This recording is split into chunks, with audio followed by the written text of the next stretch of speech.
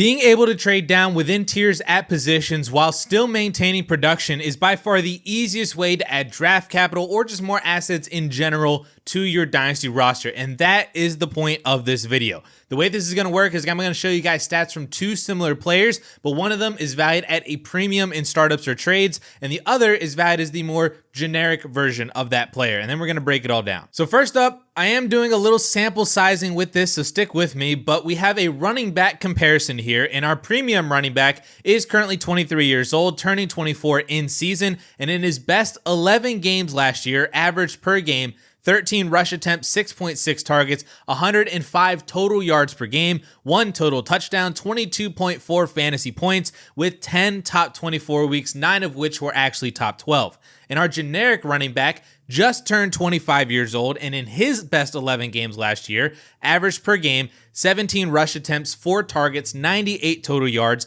0.8 total touchdowns, 18.2 fantasy points with 9 top 24 weeks, 6 of which were top 12. All right, do you have your guesses for who each player is yet? Well, our premium player is De'Von Achane, currently valued as the RB6 on Keep Trade Cut at 34th overall, and our generic player is Chase Brown, currently valued as the RB16 at 64th overall, so about 2.5 rounds later than De'Von Achane. Like I said, I did a little bit of finagling with each player's averages because they both played a full season last year, but they had weeks where their situation was not totally indicative of their full potential or how we're expecting them to produce this year in 2025. The 11 game sample that I used for Achane were the 11 games that he played with Tua last year, which were drastically better than the 6 games that he played without Tua, averaging under 9 fantasy points per game. And the 11 game sample that I used for Chase Brown were the 11 games from week 6 through 16, starting with the very first game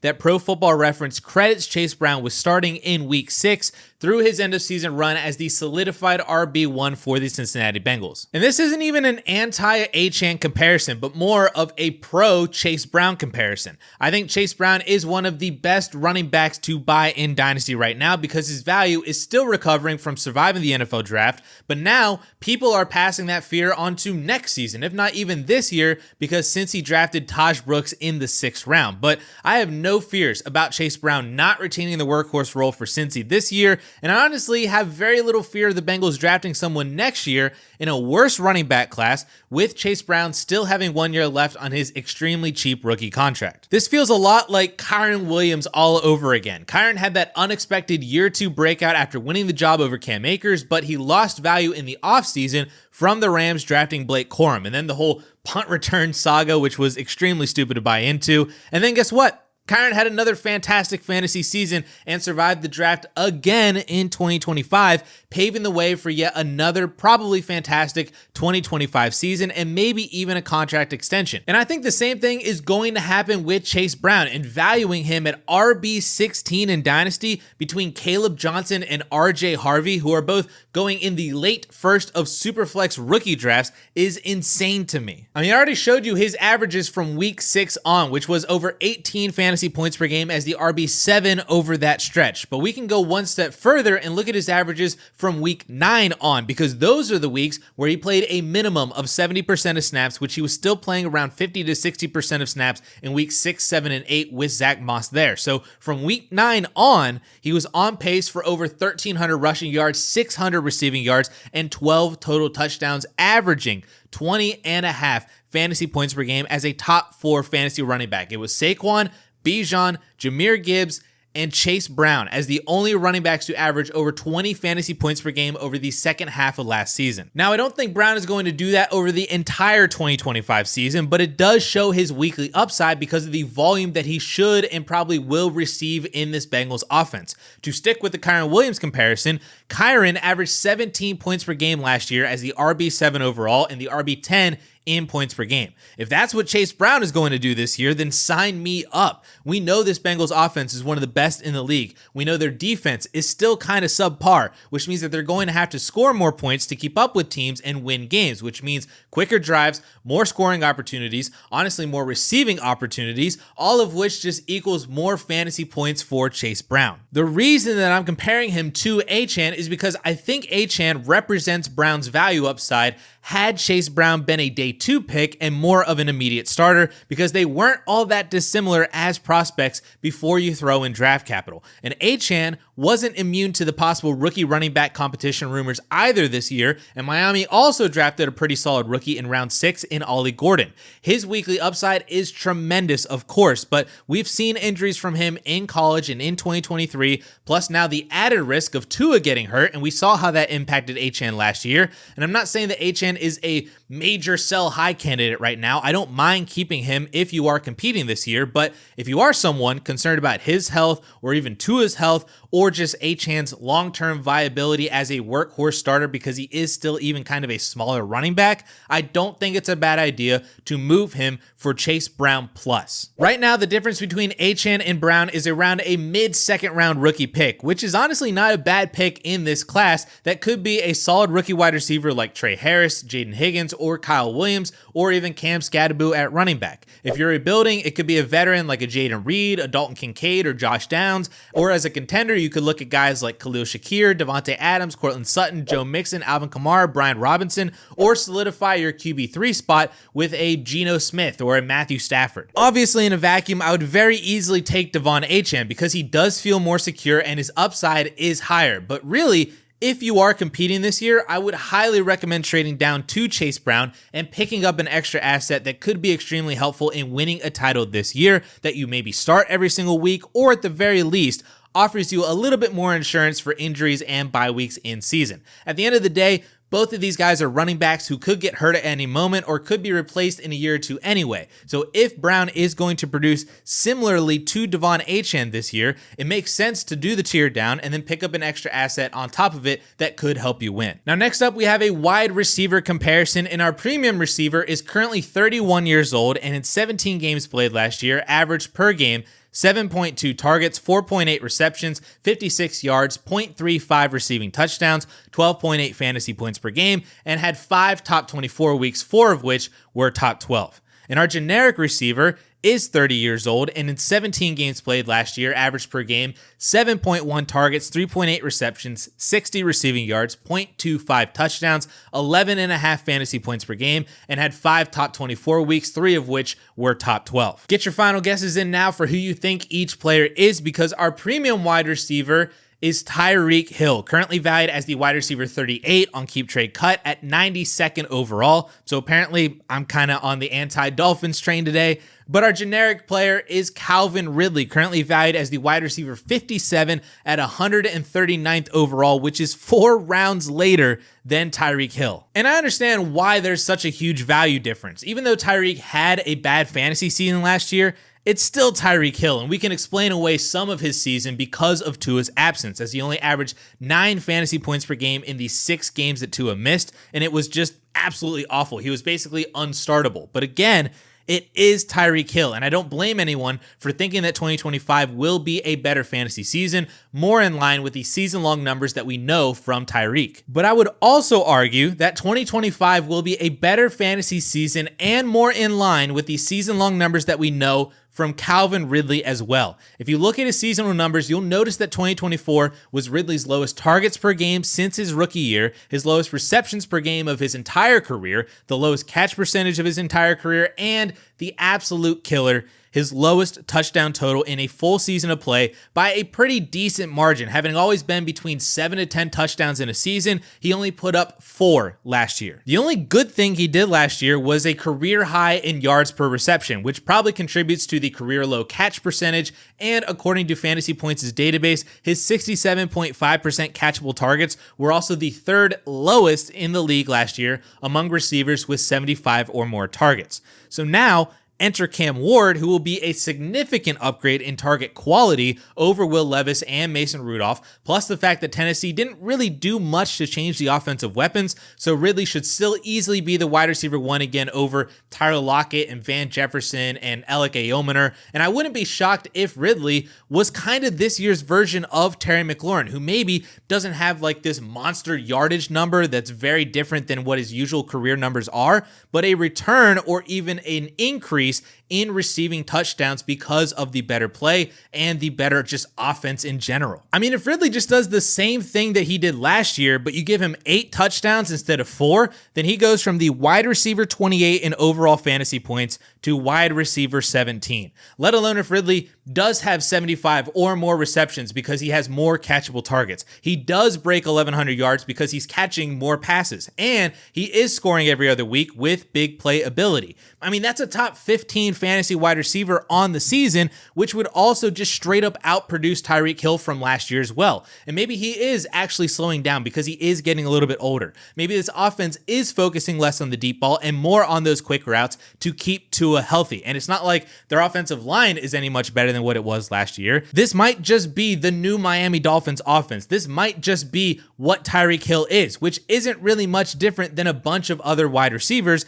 let alone Calvin Ridley at a 4-round ADP discount. Right now, the difference between the two isn't anything major as a late 3rd-round pick, but if you're getting similar production out of the two next year, that extra asset could be helpful if you get the right guy. In this rookie class, that's a fun dart throw on a handcuffed running back, maybe even Jaden Blue as the potential Cowboys starter this year. It could be Shedeur Sanders or Will Howard at quarterback, one of the day 2 tight ends like Terrence Ferguson or Harold Fannin, or my guy Torrey Horton at wide receiver. Otherwise, you're looking at a veteran handcuff like a Tyler Algier, a Ray Davis, a Rico Dowdle, or a Jalen Wright. An interesting depth receiver like Hollywood, Jalen Coker, Wan'Dale Robinson, maybe even Tank Dell just to see what happens over the next year or two. Maybe you pull away Ben Sinnott to stash for after Zach Ertz leaves, or you get Dallas Goedert or Mike Gesicki as streamable starting options this year. Again, the point is to find a depth piece that you could see yourself actually starting this year or has a reasonable path to gain dynasty value, because it's probable that the production difference between Ridley and Tyreek is negligible.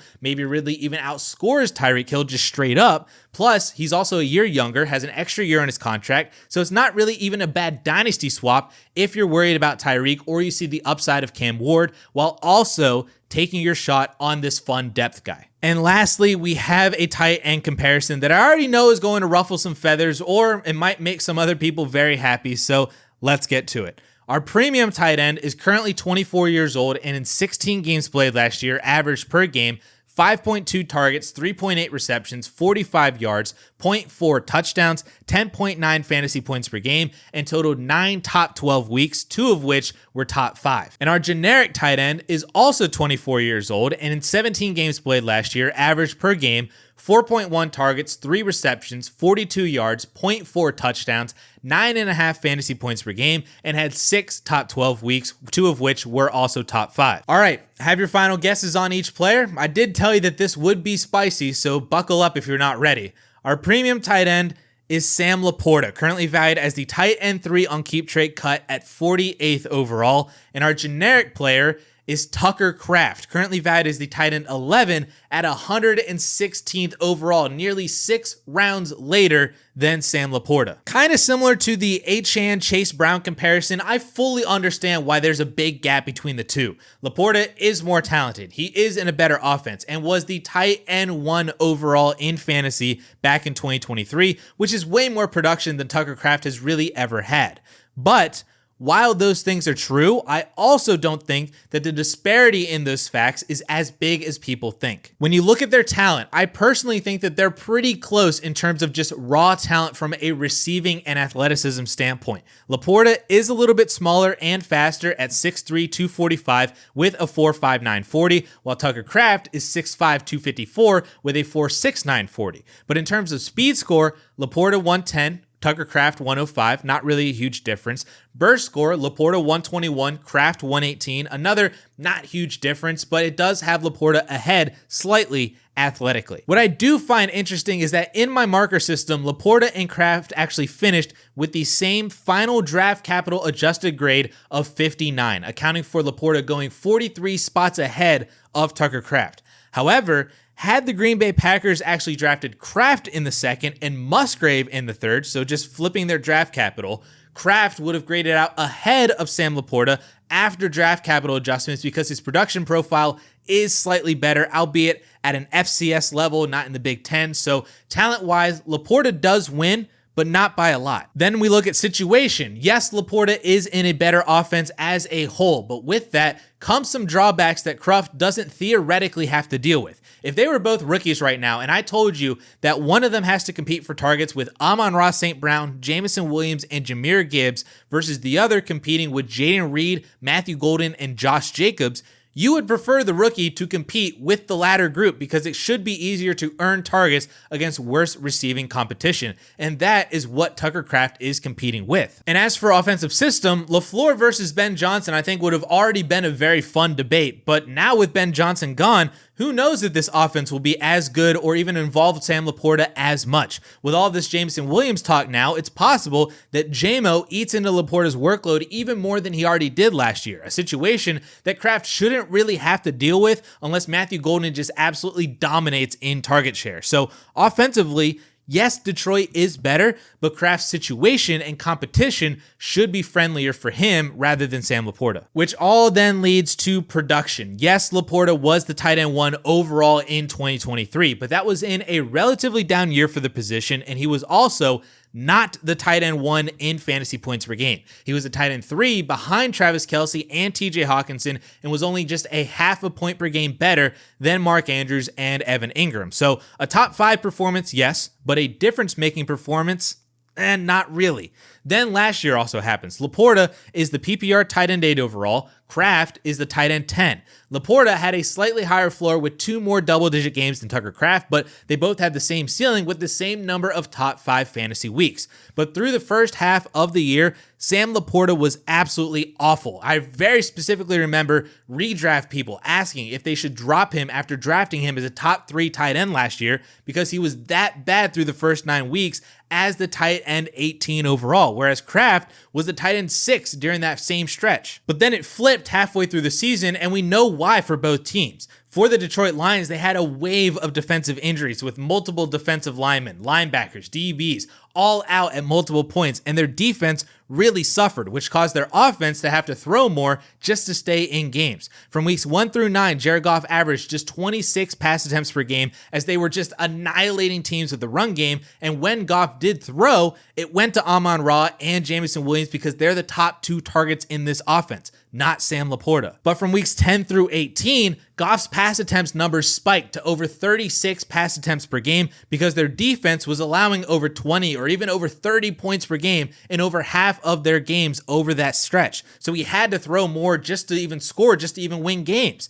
That increase in passing numbers resulted in an increase in potential targets for everyone, including Sam LaPorta, who finished the year as the tight end 5 over the second half of the season. Tucker Kraft was the complete opposite. From week 10 on, he was the tight end 17 overall. Why? Well, because after averaging 34 pass attempts per game in weeks 1 through 9, Love's numbers dipped after the bye to under 25 attempts per game, with Josh Jacobs scoring 2 to 3 times a week on the ground. Love was dealing with a little bit of injuries. Josh Jacobs was obviously fantastic. Their defense improved a lot over the second half of the year. It was just a complete reversal of Sam LaPorta's situation and from where Kraft was just to even start the year. So we've seen how both players are very dependent on their overall team situations because they're not the top option or even really the second option on their own teams. They're both incredibly reliant on being schemed in, and their teams needed to throw more. We've seen it go really well for both guys, and we've seen it go really bad. I know I'm in the minority on this, but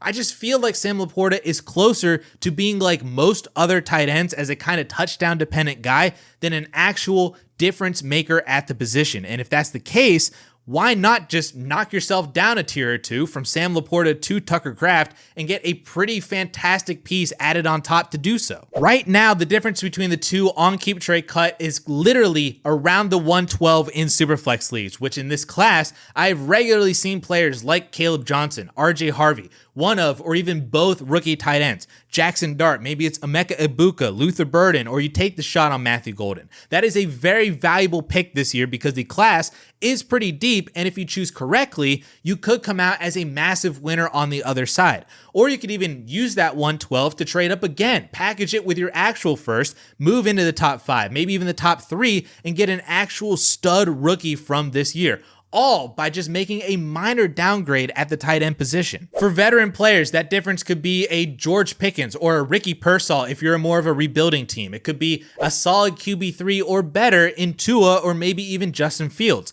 Maybe it's Chuba Hubbard or David Montgomery or Joe Mixon if you want a legitimate fantasy RB2 for this season, or other more win now receivers like DJ Moore or Mike Evans. I understand that you might not feel as confident rolling Tucker Kraft out there as your weekly tight end one as opposed to Sam LaPorta, but I can bet you that you won't really notice a production difference on average over the course of an entire season, especially if you're able to add great production at another position when making that tier down. It's got to be worth it to tier down. I wouldn't just do it just to do it. You get a third round pick or something here or whatever, but if you can nail an actual additional starter in your lineup, how do you not make that trade?